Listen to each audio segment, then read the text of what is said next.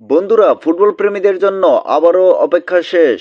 আজকের ভিডিওতে আমরা আলোচনা করব একটি জমজমাট ম্যাচ নিয়ে। যুক্তরাষ্ট্র বনাম প্যারাগুয়ে।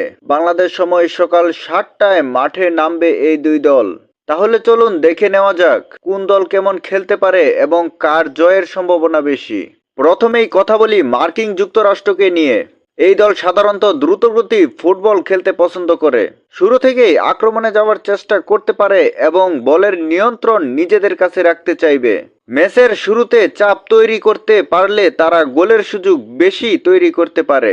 অন্যদিকে প্যারাগুয়ে এমন একটি দল যারা অনেক সময় ধৈর্য ধরে খেলে। তাদের রক্ষণ শক্ত রেখে সুযোগ বুঝে আক্রমণে উঠতে পারে।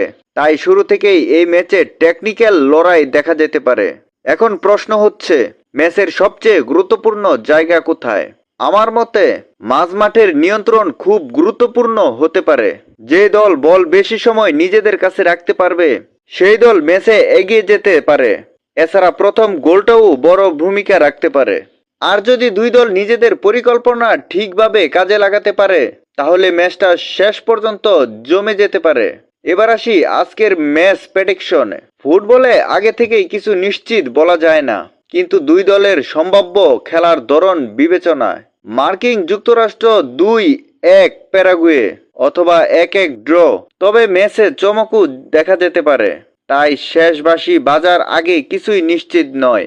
এখন তোমাদের কাছে প্রশ্ন, তোমাদের মতে কে জিতবে, মার্কিন যুক্তরাষ্ট্র নাকি প্যারাগুয়ে? কমেন্টে তোমাদের স্কোর প্রেডিকশন লিখে দাও। ভিডিও ভালো লাগলে অবশ্যই লাইক, শেয়ার আর সাবস্ক্রাইব করে পাশে থাকবে। আবার দেখা হবে নতুন ফুটবল ভিডিও নিয়ে। ধন্যবাদ।